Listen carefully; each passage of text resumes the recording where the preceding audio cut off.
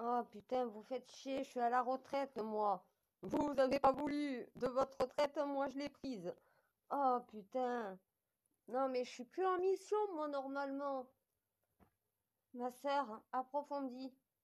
Parce que t'as tout le temps raison, donc de toute façon, et vu ce qu'il est en train de nous dire en Gardave, ça colle. Mais oui, ça colle. Frère, il a quitté la Syrie parce qu'il y avait la guerre. Il a cherché bonheur ailleurs. Il a trouvé une femme. Il a eu un enfant, il pensait obtenir les papiers de ce pays. Vu qu'il les a pas eus, eh ben il s'est cassé. Il veut des papiers. C'est un migrant qui veut des papiers. Il peut faire tous les pays d'Europe juste pour avoir les papiers. À un moment donné, c'est un clandestin qui a pris ses documents, qui les a déchirés en disant fuck à son pays. Il cherche bonheur ailleurs. Il n'a pas trouvé en Suède. Il a cherché bonheur en France. Sauf que en France, il n'a pas trouvé une femme avec qui se marier pour avoir les papiers. Voilà. Et il est en colère parce que du coup, la Suède ne lui a pas donné les papiers, que la France ne lui a pas donné les papiers. Voilà pourquoi il est passé à l'acte. Pourquoi par rapport aux enfants? Parce que tout simplement, il tient la Suède et la France pour responsables du fait qu'il ne peut pas vivre avec sa femme et avec sa fille. En vérité, il voudrait sa gamine avec lui.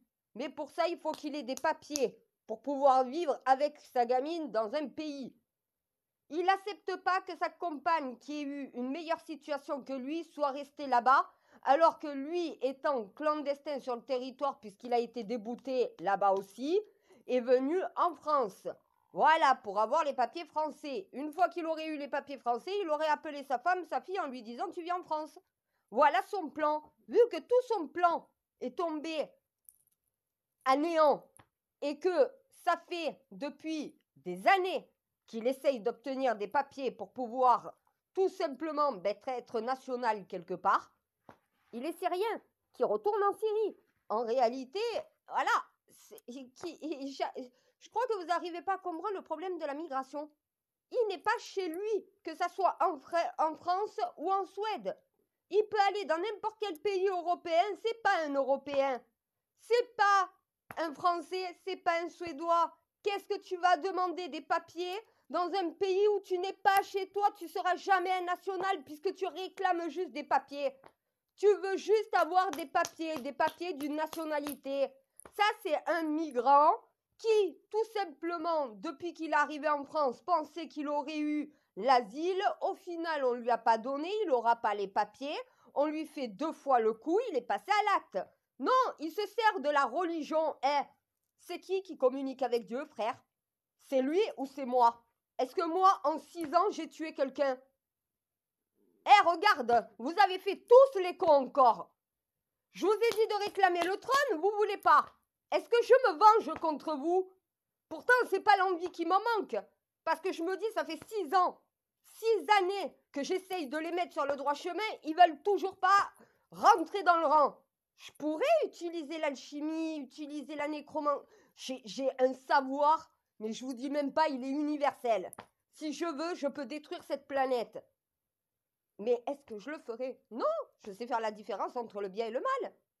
Dieu me contacte, c'est pas le chétan qui me contacte. Je suis en communication avec Dieu depuis 6 ans. Pas une seule fois, il m'a donné l'ordre de tuer quelqu'un. Donc non, c'est pas Dieu qui lui a dit de tuer. C'est sa mauvaise conscience, c'est le diable en lui, c'est le mal que tout être humain a en lui et qu'il n'a pas été capable de se retenir. Oui, c'est prémédité. Et oui, c'est totalement raisonné. C'est une vengeance contre l'État français parce qu'on ne lui a pas donné les papiers. Parce qu'il a été débouté une fois de plus. Ça fait plus de 10 ans qu'il galère à obtenir des papiers. Au final, il a compris que ni là-bas, ni ici, ni ailleurs, il aurait les papiers. Voilà. Il s'est dit, si la France me refuse de pouvoir avoir ma fille en France et être français, eh bien dans ces cas-là, je vais tuer des enfants français. C'est tout. Et pourquoi, à votre avis, il n'a pas pris, tu me dis, mais pourquoi il n'a pas pris contact avec son ex et tout le reste? Mais parce que pour lui, elle est responsable, elle ne l'a pas suivi. Pour lui, il serait venu en France avec la gamine et avec elle en demandant les papiers français, il les aurait eus. Mais comme au final, elle n'a pas voulu bouger parce que sa situation était confortable comparée à la sienne, eh bien, au final, parce qu'elle, elle n'a pas été déboutée, hein. Elle, les papiers, elle les a, hein. Il s'est marié avec elle pour ça, pensant qu'il aurait les papiers. Au final, il les a pas eus. C'est tout, c'est une question de papier. Arrêtez de voir un acte terroriste basé sur la religion. C'est un acte terroriste basé sur tout simplement sa rancune, son amertume, sa colère, sa rage contre les institutions qui lui donnent pas ce qu'il veut. C'est pour ça que je vous ai dit, vous savez pas contrôler l'immigration. Déjà, il aurait jamais dû rentrer en France. Eh, si t'es débouté dans un seul pays de l'Europe, t'as plus le droit de demander une nationalité européenne. Si vous voulez l'Union européenne protéger les nations, à un moment donné, il va falloir que s'il est débouté à un endroit, eh ben, qu'il soit débouté à tous les autres aussi, hein. Parce que la Suède, elle échappe belle, mais elle est aussi responsable que nous, dans son esprit à lui, hein. Ils lui ont pas donné les papiers, il s'est marié là-bas, il a eu une enfant, son ex-femme, il s'en bat les couilles. Il n'y a que sa fille qui compte. Eh, dans un pays français, il serait allé chercher sa fille, il serait en France, il sait très bien qu'on lui donnerait le droit pour lui. Il a les papiers français. Vous croyez que les clandestins ne connaissent pas le droit? Vous croyez pas qu'ils savent très bien comment marche le système? On leur apprend tout quand ils quittent leur pays, hein, je vous rappelle, hein. À un moment donné, c'est ça, hein. Arrêtez de voir un attentat terroriste basé sur Daesh, sur Al-Qaïda ou sur tout autre groupe religieux qui l'aurait rendu extrémiste. Non, il a utilisé le terreau pour se venger de l'État français qui ne lui a pas donné les papiers. Vu que les Français peuvent vivre avec leur famille et leurs enfants et que lui ne peut pas, c'est une vengeance.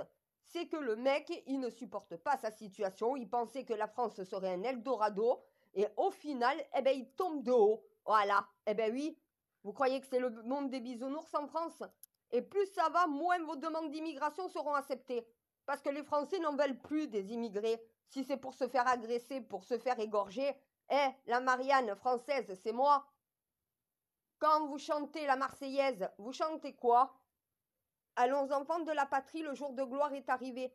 Tous unis contre la tyrannie, l'étendard sanglant élevé. Entendez-vous dans les campagnes mugir ces féroces soldats qui viennent jusque dans nos bras égorger nos filles et nos compagnes? Qu'est-ce qui se passe? Aux armes citoyens, formez vos bataillons. Mettez des barrières, mettez des frontières, surveillez vos accès. Ne laissez pas rentrer n'importe quel étranger. L'étranger est un envahisseur par nature, puisqu'il rentre dans une société qui n'est pas la sienne, avec des demandes qu'il doit faire qu'un national né dans le pays n'a pas besoin de faire. Eh ben oui, c'est tout simplement parce que l'administration française lui a dit « va te faire foutre, c'est non ».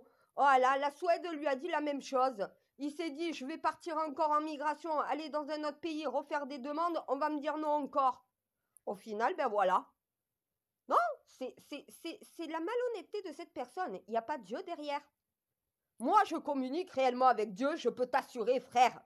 Frère, c'est qui ta reine? T'es templier de quoi? Du Saint Graal, donc templier de Dieu. Est-ce que Dieu nous a dit de tuer? La réponse est non. Laissez tomber la religion.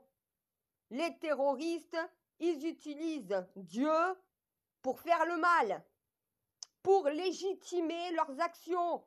C'est plus facile de dire c'est Dieu qui m'a dit de faire ça, plutôt que de dire je l'ai fait moi-même. Moi j'assume. Oui, j'ai bien jeté la Covid. Oui, mon sang l'a créé. Oui, Dieu m'a donné le code pour ça, mais il y a une raison derrière, c'est pas pour faire le mal. Eh ben oui, on était trop nombreux sur la planète, fallait un recyclage naturel pour pouvoir rééquilibrer les continents. Malheureusement, ça devait passer par une pandémie mondiale. Vous vous êtes pas rendu compte qu'il y a un effondrement de toutes les nations là? Que notre Terre est en train de tomber dans l'eau? Eh ben oui, merci ma NASA. Eh ben oui, la faille américaine, ça y est, vous commencez à la voir, elle vous inquiète, vous avez raison d'avoir peur. Elle tombera juste après celle africaine. Alors après, je ne sais pas encore si c'est l'Asie qui va tomber avant les Amériques, mais il y a une partie, je vous ai dit, l'Amérique du Sud, la partie Amérique du Sud, plus d'Amérique du Sud. L'Afrique du Sud, plus d'Afrique du Sud non plus. Et l'Asie du Sud, vous n'aurez plus d'Asie du Sud. À un moment donné, je suis en train de vous dire, tous vos suds de vos pays vont passer dans l'eau. Ben oui, il fallait un rééquilibrage naturel pour pouvoir permettre au continent de pouvoir accueillir ceux qui vont rester. La Covid a servi à ça. Ça a servi aussi à vous rappeler le bien et le mal. Eh ben oui, vous rappelez que dans la vie, ta vie, elle ne tient qu'à un fil. Elle est précieuse, la vie. Sauf que, a priori, vous vous en rendez pas compte. Il faut que vous pleurez pour vous rendre compte de la valeur de la vie humaine. Oui, des enfants viennent d'être tués juste parce que un fils de pute n'a pas obtenu des papiers. À un moment donné, hein, j'ai même un de mes imams qui m'a dit, mais nous, tu nous donnes pas les papiers, mais on reste dans le pays. Eh ben oui, à un moment donné, je suis désolée, un musulman qui dit, quand tu te fais débouter du droit d'asile, eux, les musulmans, restent sur le territoire, ils passent pas à l'acte. S'ils ne sont pas engagés dans une cellule terroriste, c'est très rare qu'ils passent à l'acte. Et ils passent à l'acte, c'est des cas isolés, donc voilà, parce qu'ils ont été endoctrinés. Mais là, c'est pas un endoctrinement, c'est de la méchanceté gratuite. Parce qu'on ne lui a pas donné ce qu'il demandait, voilà ce qu'il vous a donné. C'est une vengeance contre la France. La France ne lui a pas donné les papiers, il ne peut pas embarquer sa fille ici, il voulait juste les papiers. Hein. Et il serait jamais venu en France si la Suède lui avait donné les papiers. Hein. Il aurait tué personne si la Suède lui avait donné les papiers, puisqu'il aurait eu sa fille et il serait national dans le pays. Sauf que comme la Suède l'a débouté, il est venu en France, avec le même système. Et au final, eh ben, vu qu'on lui a dit non à nouveau, eh ben voilà, passage à l'acte. Alors non, il n'y a pas d'abolition du discernement, ni d'abolition du jugement, ni de quoi que ce soit, pas d'abolition, rien, rien, rien. Rien, cherchez pas, totalement conscient, ça fait 7 jours, une semaine, qui réfléchit comment faire le plus de victimes possible en attaquant les enfants pour se venger du fait qu'on ne lui a pas donné les papiers français et qu'il ne pourra pas vivre avec sa fille. Cherchez pas plus loin. Il s'est attaqué à des enfants du même âge que sa fille. Pourquoi? Ma soeur, mais comment tu sais tout ça? Mais parce que moi, j'ai le codex. Parce que moi, je suis... voilà, c'est bon. Moi, je commence à en avoir le cul de devoir dire qui je suis. À un moment donné, frère, tu le sais. Si tu me demandes, voilà. Eh ben oui, c'est con, t'as vu? Si tu m'as plu, comment t'as toutes ces informations? Comment vous évitez de faire des erreurs si vous avez plus le Saint Graal, si vous avez plus la reine pour vous guider? Eh mon frère, d'ailleurs, tes fourmis, t'en as plus une seule. Voilà. Eh ben oui, sinon, t'aurais fait quoi? Tu serais allé partir acheter des produits chimiques, t'aurais fait... Eh ben oui, regarde au final. Réglé. Une nuit, réglé, plus aucun problème. Et oui, comment vous aurez su que l'Atlantide, c'était l'œil du Sahara si j'avais pas été là? Comment vous sauriez le savoir des pyramides à l'heure actuelle si je vous l'avais pas transmis? Comment vous savez le savoir de l'Atlantide si c'est pas moi qui vous l'avais transmis? Non, mais au bout d'un moment, je peux me vanter. Sans moi, vous n'évoluerez jamais. Frère, j'ai essayé de le faire comprendre. Malheureusement, pour moi comme pour vous, c'est comme ça. Mais vu que vous voulez pas de mon aide, eh ben, je peux pas vous aider. Voilà. À un moment donné, ma sœur, aide-nous, aide-nous. Faudrait savoir. À un moment donné, je vous dis récupérer le pouvoir, vous dites non. Et après, vous venez me réclamer de l'aide et vous attendez que je réclame le pouvoir pour vous. Mais non, c'est bon, vous n'êtes pas fait un psychologue, franchement, vous êtes à la ramasse complet. C'est pas pour dire les humains, mais honnêtement, vous êtes déconnecté de la réalité, vous savez rien gérer. C'est bon, je peux pas. Aidez-vous, aidez-vous, aidez-vous. Commencez à vous aider vous-même. Voilà, n'attendez plus de Dieu, n'attendez plus de moi, n'attendez plus de personne, aidez-vous vous-même. Et si je m'étais pas aidé moi-même depuis le début de la mission à essayer de trouver comment mettre en place tous les trucs, comment arriver à transmettre, c'est pas Dieu qui l'a fait, ça c'est moi toute seule. J'ai trouvé mon système pour transmettre. Et à l'époque, ils n'avaient pas le téléphone portable, ils n'avaient pas l'internet, ils n'avaient pas les réseaux sociaux. Eh ben oui, je peux pas me baser à une époque qui n'est pas la mienne. J'ai dû faire évoluer toute la mission des Saints Graal dans une société de 2023. Enfin, de 2019. 2019 à 2023. Depuis que j'ai jeté la Covid jusqu'à maintenant. Avant, c'était de la préparation. C'était mon initiation. C'est pour ça qu'il y en a qui me disent, mais ça fait 5 ans ou 6 ans. Si tu comptes mon initiation, ça veut dire ma préparation avant de commencer réellement la mission, tu peux compter 6 ans. Si tu comptes uniquement par rapport à quand la Covid a été jetée, donc le 29 août 2019, donc voilà, ça veut dire qu'à partir de cette date-là, je suis réellement rentrée en mission, mais en mission acharnée. Voilà.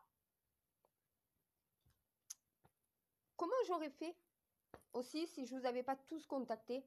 Frère, quand je t'ai contacté, tu m'as dit t'es qui? Je t'ai envoyé une capture d'écran te prouvant que tu étais bien rattaché à moi. Tu m'as dit c'est quoi ça? Je t'ai dit lis. Tu m'as dit quoi? Mais je suis un templier. Je lui ai dit mais t'es dans un ordre. T'es dans quel ordre? Tu m'as dit je suis dans un ordre franc-maçon. Je t'ai dit et alors les ordres francs-maçons ça fait pas partie des ordres du temple? Ah ben oui. Eh ben voilà. Et c'est le temple franc-maçonnique, le temple templier, le temple. Mais tout ça c'est le temple. Donc tous ceux qui sont dans les ordres du temple sont tous templiers. T'as les Templiers, le premier ordre de base, et après, t'as tous les autres ordres, les 4 autres qui sont rajoutés. C'est les 5 grands maîtres du temple qui avaient chacun un ordre. Mais c'est toujours le même ordre des Templiers, sauf que vous vous êtes divisés pour mieux régner. Au final, personne ne règne. Voilà. Frère, je t'ai envoyé les captures, je t'ai expliqué qui est ma mission, tu m'as suivi pendant une année complète jusqu'à comprendre exactement que j'étais bien qui je prétendais être. À un moment donné, vous attendez quoi de moi? Que je gère tout à votre place? Mais à un moment donné, c'est pas possible. Est-ce qu'il a vu un psychiatre? Est-ce que ce type a vu un psychiatre? Parce que s'il voit de la folie, de l'abolition du discernement ou quoi que ce soit, non, non. Il était très sain d'esprit au moment où il est passé à l'acte, il savait exactement ce qu'il comptait faire. Donc voilà, c'est prémédité et calculé 7 jours à l'avance. Frère, à moins que ça soit moi qui ai vraiment un truc spécial en réalité, mais vous n'êtes pas capable de voir tout ça vous-même? Oui, je sais, mon Dieu, je suis Dieu, à cause de toi. Oui, je sais, je vois tous les je vois tout, je comprends tout, j'entends tout de la même manière que toi. Oui, je sais. Mais pourquoi ils y arrivent pas, eux? Ils sont pas une divinité. Oh putain, j'aime pas ce mot. Ouais, tu sais, eh ben oui.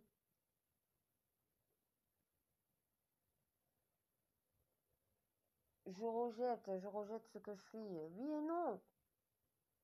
Parce que j'ai pas envie de devenir un personnage de film à jouer le rôle qu'on me demande de jouer.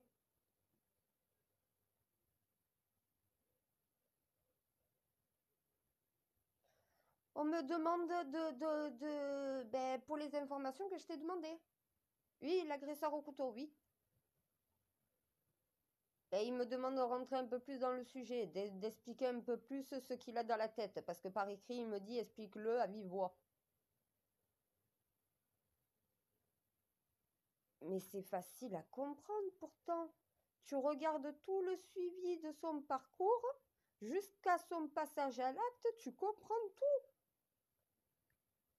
C'est un homme qui est arrivé à bout pensant qu'il n'avait plus aucune chance, s'est dit, eh ben, voilà, j'aurai jamais ma place nulle part. Eh ben, il a voulu se foutre en l'air, sauf que comme c'est un chrétien d'Orient, donc moitié chrétien, moitié juif, moitié musulman, en réalité, c'est un peu ça. Ouais, C'est un genre d'hébreu de Babel, mais déconnecté de ce que sont les hébreux de Babel en réalité. À côté de la plaque. Voilà, mais complet.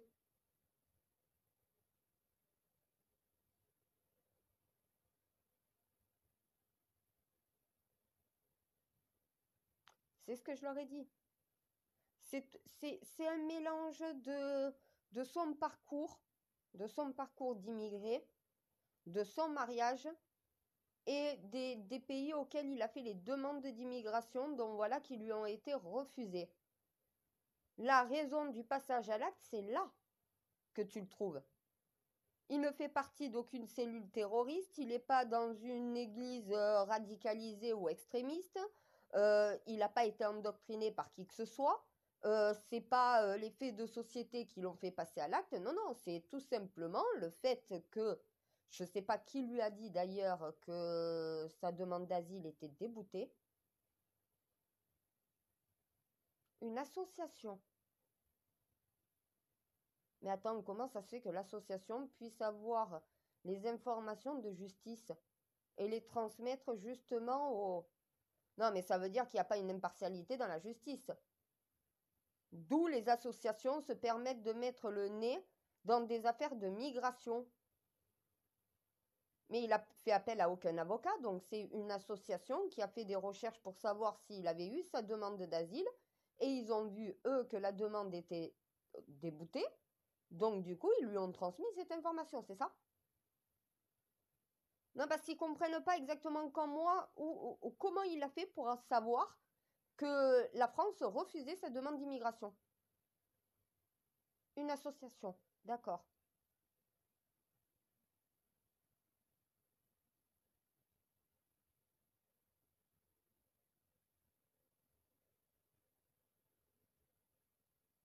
Donc l'association qui le suivait dernièrement. Cette association a donc eu les informations concernant sa demande d'immigration qui avait été rejetée et lui a transmis. Ça fait... D'accord, donc au moment où il... D'accord, donc il pensait déjà faire une connerie avant même d'avoir sa réponse.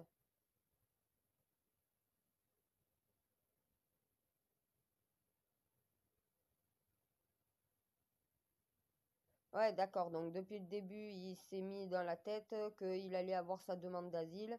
Et quand on lui a dit votre demande d'asile, elle n'a pas été acceptée, eh ben il a pété les plombs, il est passé à l'acte, il s'est vengé. Ok. Donc c'est l'association qui a fait sa demande d'asile, si je suis bien, d'accord. Et oui, Jésus bien. Non, mais même moi, comment il a fait pour savoir? Parce que si l'administration française lui a pas encore transmis, techniquement, ça veut dire que quelqu'un a eu ces informations avant qu'il reçoive justement cette information-là. Donc, il y a quelqu'un qui a fait des recherches, qui a vu que sa demande avait été rejetée et qui lui a dit, avant qu'il ait eu de toute façon la décision finale administrativement sur papier. Donc, en quelque sorte, cette association est un petit peu responsable, peut-être.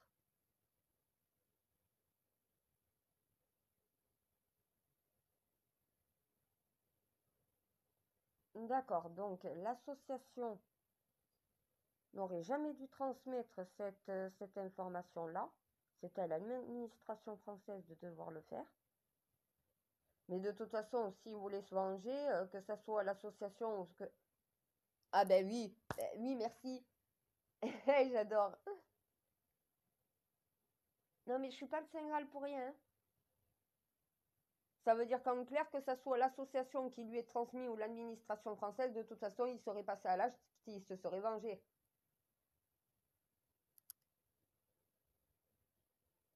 Ouais, d'accord.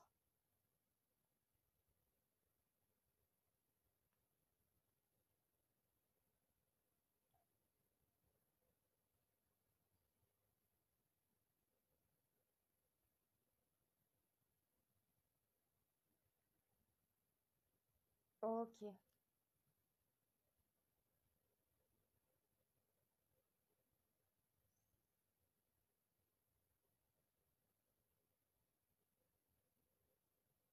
Non, non, là je l'aide parce que Non, j'ai pas repris la mission, non. Non, c'est mon Templier, c'est mon frère, donc je me vois mal lui dire non.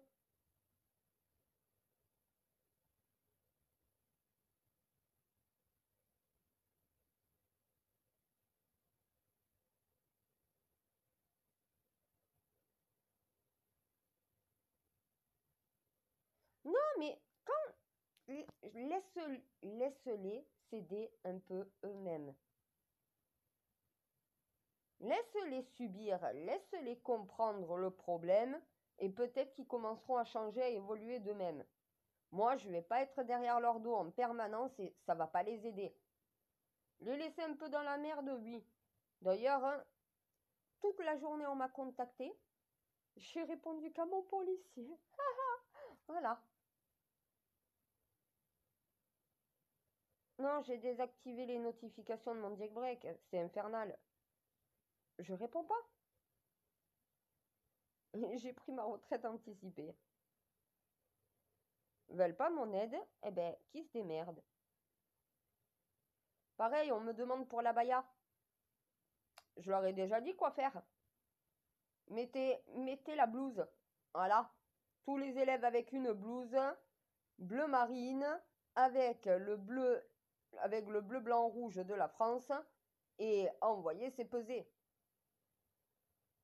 Mais attends, ça fait déjà 5 ans que je leur dis à l'école, il faut un uniforme qui met à égalité tout le monde. Quand tu as des gamines de 13 ans où on voit les seins à l'air, où on voit le string dépassé, qu'elles sont en jupe très courte, donc voilà, avec petit talon, je suis désolée, à 13 ans, tu viens pas habillée comme ça à l'école. Voilà. Ça, tu peux y aller comme ça quand tu es majeur et que tu es à l'université. Mais pas quand tu es mineur, non, non, tu t'habilles pas comme une pute pour aller à l'école. Mais à côté de ça, t'as les musulmanes qui sont presque voilées de la tête aux pieds. La juste égalité entre les deux, c'est une blouse.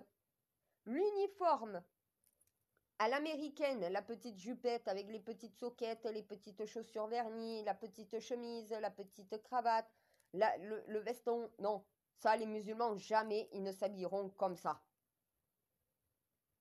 Par contre, la blouse d'écolier arrivant jusqu'au genou, à manches longues et qui se boutonne au niveau du cou, honnêtement, n'importe quelle femme, ben, les musulmanes, seraient prêts à venir comme ça. Et homme comme femme, t'as la même. Et oui, t'as la même blouse. Blouse d'étudiant. Blouse d'étudiant, blouse d'étudier, blouse d'apprentissage. La blouse, voilà. Et quand tu regardes une abaya, tu mets quelqu'un en blouse à côté, honnêtement, ça choque pas. Ça fait pas religieux, mais à côté de ça, ça fait habillé. Ça respecte le côté pudique de la femme musulmane, la blouse. Voilà. Si on les oblige à venir en blouse sans foulard, oui, la blouse longue, donc voilà, manche longue, et au niveau du cou, bon, ça monte pas jusqu'en haut du cou, elles auront qu'à mettre un col roulé, mais à un moment donné, c'est comme une chemise longue jusqu'au genou à manches longues. T'as la version aussi à manches courtes pour l'été, pour ceux qui sont français, pour ceux qui sont laïcs, pour ceux qui ont chaud et qui veulent une blouse d'étudiant qui est à manches courtes pour la saison d'été. Tu peux même faire... Eh ben oui. Ce qui permet au final à tout le monde de venir habillé de la même façon. T'en as plus qui sont habillés à l'européen et d'autres à la musulmane. Tout le monde a la même blouse, la même couleur, la même tenue. Donc voilà, quand tu rentres à l'école, tu mets ta blouse, quand tu ressors, tu l'enlèves. Voilà, pour tous les étudiants, que tu mettes ton foulard ou pas ton foulard quand tu sors de l'école, de toute façon, tu retires ta blouse d'étudiant dès que tu sors de l'école. Tu n'es plus en train d'étudier, tu n'as plus besoin d'avoir la tenue de l'étudiant. Donc tu le retires, tu deviens un simple citoyen, un simple adolescent qui rentre chez lui et qui retrouve sa famille. Voilà. Et il n'y a plus de problème d'abaya. Puisqu'il y a un uniforme obligatoire pour tous les élèves. la blouse scolaire. Républicaine, voilà.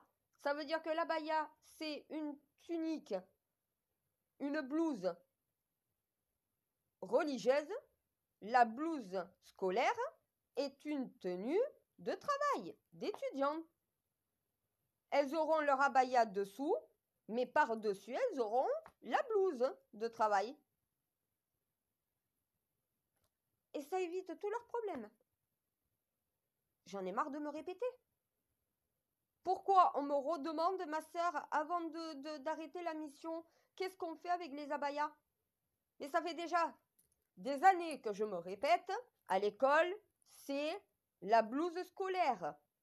Tous les étudiants avec la même blouse, longueur jusqu'aux genoux, manches longues en hiver, manches courtes en été. Ceux qui veulent porter des manches longues été comme hiver, eh ben, auront des manches longues été comme hiver. Normalement, t'as 4 blouses par an. En hiver, tu as 2 blouses à manches longues et en été, tu as 2 blouses à manches courtes. Ceux qui ne veulent pas 2 blouses à manches courtes peuvent demander que des blouses à manches longues. Voilà, ce qui permet à chacun de pouvoir s'habiller en fonction de sa personne. Une musulmane va fermer la blouse jusqu'au dernier bouton en haut, du premier bouton en bas jusqu'au dernier bouton en haut. Tu auras les Français qui vont avoir plutôt la blouse ouverte avec 2 ou 3 boutons de retirer en haut. Certains qui auront quelques boutons en bas qui seront peut-être pas défaits avec un petit nœud ou quoi que ce soit, elles sont capables. Et la blouse doit rester longue. Elle doit couvrir les fesses, couvrir le haut du corps, donc voilà, on voit tes jambes, on voit tes mains, on voit ton visage. T'as pas besoin d'avoir des artifices, plus de maquillage, plus de bijoux à l'école. Déjà à l'école, c'est pas de bijoux, pas de maquillage, pas de talons, pas de vêtements provoquants, exubérants. Ça doit rester dans des codes conventionnels, républicains et scolaires. Tu ne dois pas avoir de téléphone portable ou d'appareil technologique dans la classe, sauf cas où c'est le professeur qui te dit que tu peux l'utiliser. Tu n'as plus droit au chewing-gum. Voilà, chewing-gum complètement.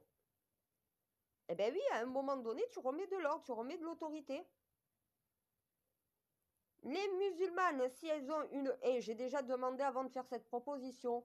La blouse, les musulmanes, si c'est une blouse sombre, ça veut dire noire, grise ou bleu marine, c'est acceptable. Ça respecte justement les codes couleurs de la religion musulmane. Si tu as un peu de blanc, un peu de rouge, ça respecte le code couleur aussi de la religion musulmane. Le rouge, c'est le sang du Créateur. Et le blanc, c'est la pureté du Créateur. Le bleu, c'est l'univers. À un moment donné, tant que ça reste des couleurs primaires, donc voilà, ça pose pas de problème. La blouse blanche, c'est quand tu travailles en chimie. La blouse, eh ben oui, tu dois avoir tout le monde la même après. Soit tu en as une bleu marine, soit tu la mets en noir, soit tu la mets en gris. Après, blouse noire, quand même, on n'est pas en enterrement. Le gris, c'est la couleur de l'égalité entre le blanc et le noir. Et après, ah, mais normalement, le proviseur, il a la veste noire, il a la blouse noire.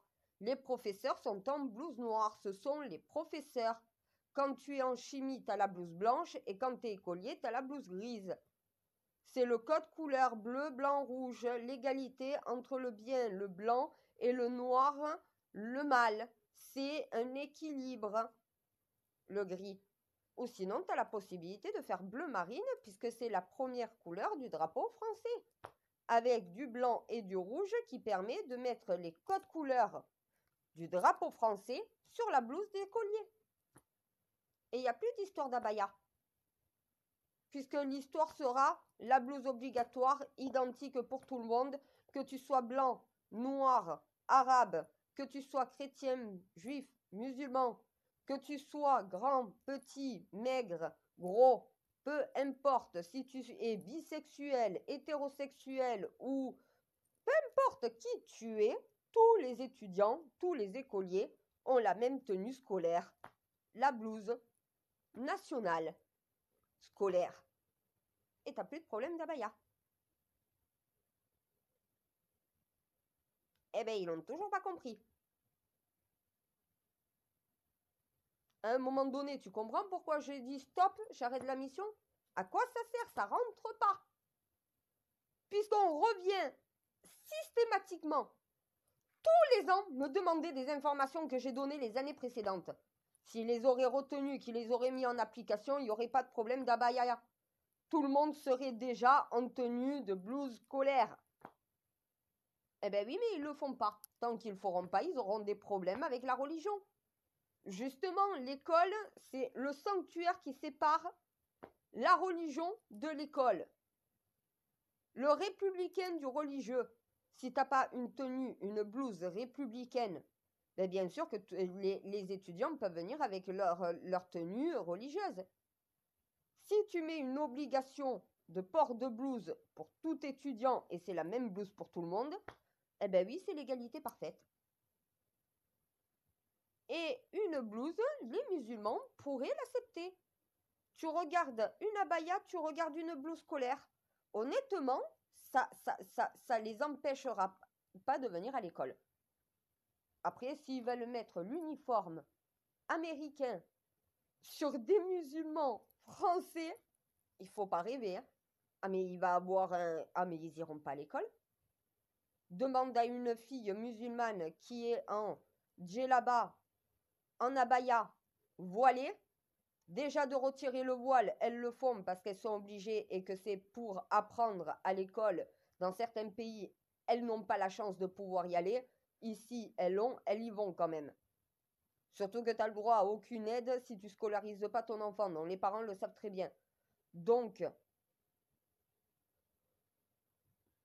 non mais tu vois une femme voilée de la tête aux pieds dans la société, aller à l'école, la même femme aller à l'école, avec la petite jupette américaine, les petites soquettes, donc voilà, la petite chemise blanche, la petite veste, la petite... Non mais il faut pas rêver.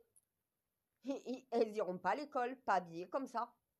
Une blouse, manche longue, qui se ferme jusqu'au col, donc voilà, qui est au niveau des genoux, ça ne posera pas de problème pour les musulmanes. Dessous, elles auront leurs vêtements habituels, leurs jeans habituels, leurs chaussures habituelles. Elles n'auront toujours pas de maquillage. Elles n'auront pas le voile parce que c'est interdit, mais la tenue qu'on va leur obliger de porter, c'est quelque chose qui correspond aussi à leur culture. Puisque ça ne couvre pas le corps de la femme entièrement et que ça reste une blouse de travail. Pour les Français, ça passe. À côté de ça, pour les musulmans, ça passe aussi. On ne voit pas le corps des genoux jusqu'au cou, jusqu'au poignet. Elles sont cachées par la blouse. Et il ne faut pas des blouses hyper cintrées qui mettent les formes en valeur. Tu vas pas faire le concours de qui a le plus beau corps dans la plus belle blouse. C'est pour travailler, c'est pour mettre tout le monde à la même égalité. Tous les élèves viennent et mettent leur blouse. Quand tu sors des cours, tu retires ta blouse. Les musulmanes ne diront pas non. J'ai déjà posé la question à beaucoup de musulmanes. Elles m'ont tout dit, la blouse c'est ok. L'uniforme c'est non. Sinon, on vient encore habillé en abaya. Que la France, eh ben, elles m'ont dit ça. Elles m'ont dit que la France propose une tenue scolaire qui cadre aussi avec notre religion et avec notre culture. Vous, les Occidentaux, c'est la femme montre tout. Chez nous, les Orientaux, c'est la femme cache tout. À un moment donné, si vous voulez qu'on ne vienne plus habillé en abaya, alors interdisez aussi les autres de venir habillés où on voit tout. Eh oui, mais on est en France. Eh oui, mais on est en France. Mais vous avez deux cultures qui s'opposent. Quand il y a deux cultures qui s'opposent, qu'est-ce qu'on fait? On met une égalité. La blouse, ça met une égalité entre les Français et entre les musulmans. Donc voilà, ça retire toute tenue religieuse à l'école puisque c'est une tenue républicaine. Ils ont toujours pas compris ça, on me redemande encore. Non mais, patience et maîtresse de vertu, mais là je suis arrivée à bout de patience. J'en ai marre de faire le perroquet, mon Dieu, j'en ai marre de faire le... Oui, je sais, c'est ce qu'Enki a subi pendant cette fois 3600 ans, merci de me le rappeler. Oui, ben moi je serais pas si patiente, hein.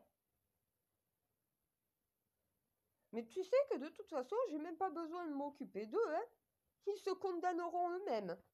Ni Enki, ni toi, ni moi, en réalité, on n'a jamais eu besoin de faire quoi que ce soit, hein. L'humanité est suffisamment qualifiée pour s'exterminer elle-même. Ah, mais elle signera elle-même son arrêt de mort, hein. Moi, j'ai pas besoin d'utiliser le code noir ou d'appuyer sur le bouton, Enki et toi non plus. On fera pas ça, on n'en a pas besoin. Ils s'en occupent tout seuls. Comment se détruire et détruire cette planète?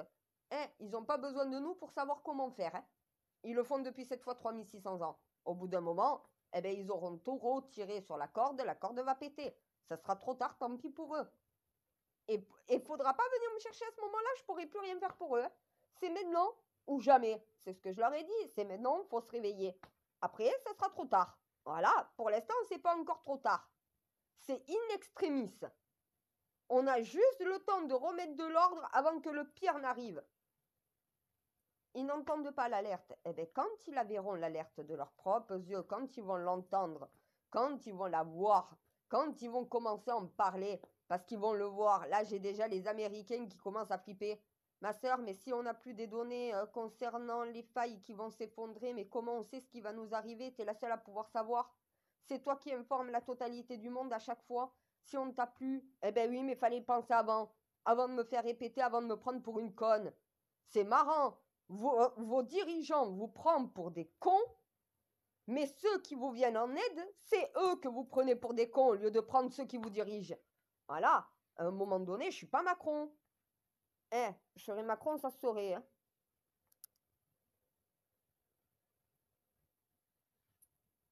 Non, mais ils ont toujours pas compris que je suis pas Macron. Moi, déjà, à la place de Macron, je serais parti déjà depuis un moment. Les Français me disent Macron, dégage. Il y a autant de Français dans la rue qui supportent pas ma politique, mais je me casse. On me veut pas, je dégage. Je resterai pas comme ça, m'acharner à essayer d'imposer ma volonté. Vous voulez pas de mon aide, vous voulez pas que je gouverne, je me casse. Mais les Français veulent la démission de Macron, mais Macron la remettra jamais. Oui, ils veulent plus que Macron dirige en réalité le pays.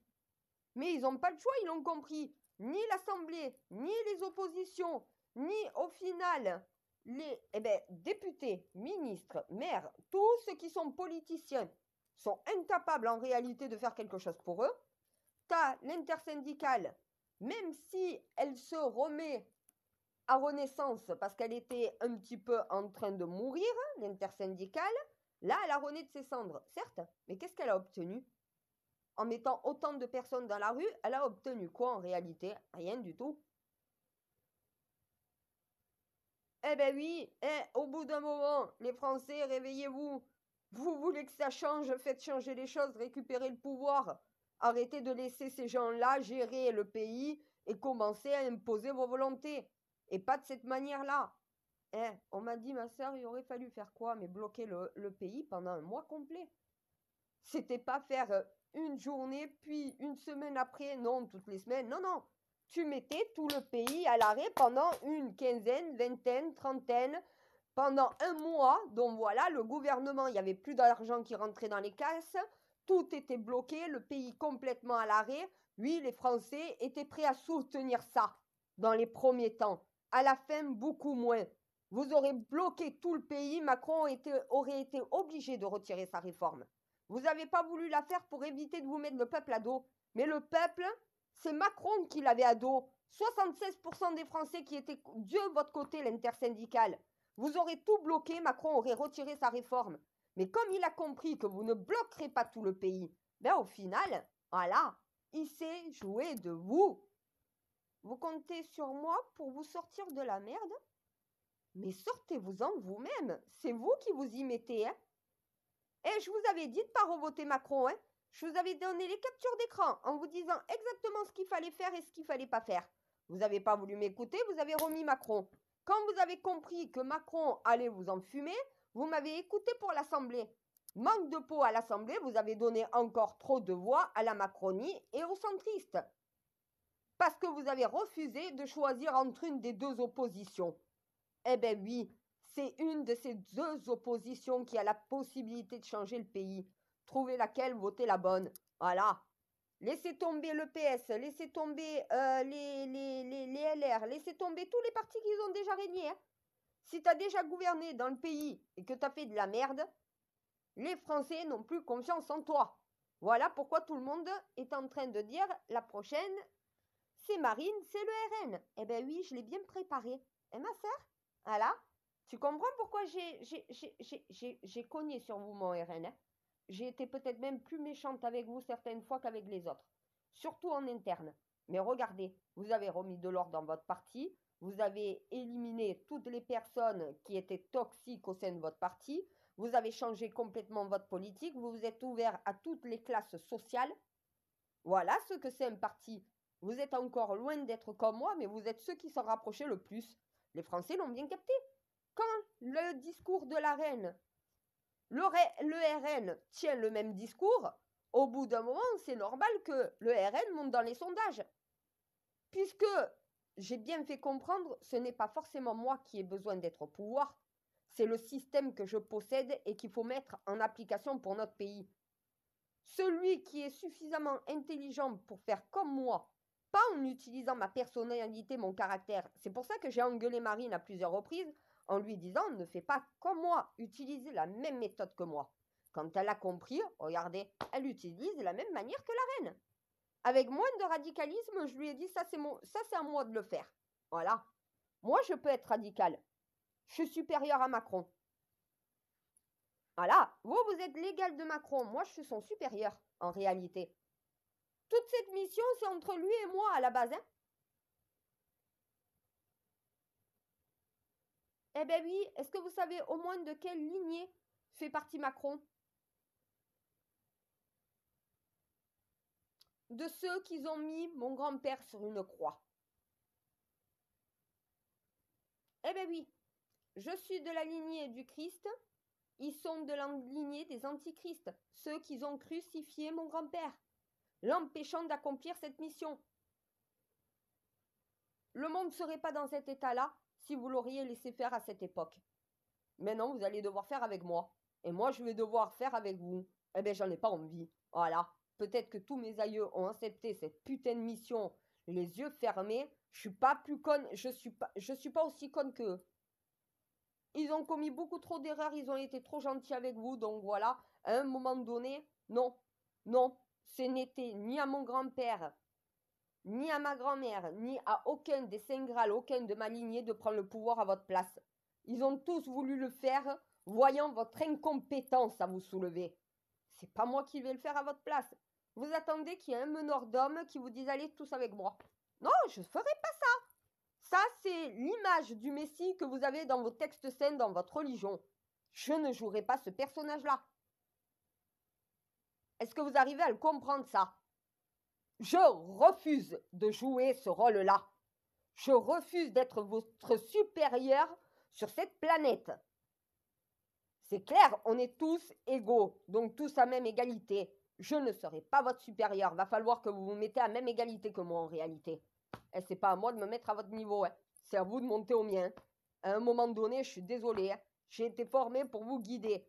C'est pas à moi de me mettre à votre étage, à votre niveau. Moi, j'ai la lumière à tous les étages. Je suis déjà au plus haut sommet de la pyramide. À vous de venir me rejoindre. Voilà. Pour ça, il faut peut-être évoluer mentalement. Changer un petit peu sa façon de voir les choses. Faire peut-être évoluer un petit peu son point de vue. Ce que tu crois connaître est erroné en réalité. Voilà. Eh ben oui. Comment vous allez faire sans moi? Ah, ben vous êtes en train de le comprendre. Ah, putain, on a fait les cons. Ah, combien de messages j'ai reçus comme ça? Eh ben oui, vous avez fait les cons. Et encore, je suis trop gentille. Voilà. Parce que bon, honnêtement, je réponds pas à beaucoup de personnes comparé à ce que c'est normalement. Et certaines de mes Templiers, je peux pas. C'est comme honnêtement mes rappeurs qui me disent, mais ma soeur t'abandonne la mission, mais nous on fait quoi? Lâchez rien, continuez. J'abandonne pas, je vous ai dit, j'abandonnerai jamais. Je vous laisse un petit peu dans votre merde pour que vous puissiez vous aider vous-même. Je vous ai donné toutes les cartes en main, prouvez-moi que vous êtes capable d'en faire un bon usage. Voilà. Moi j'ai la quinte flusher royale. À un moment donné, jouez avec mes cartes. Je suis pas de joker pour rien.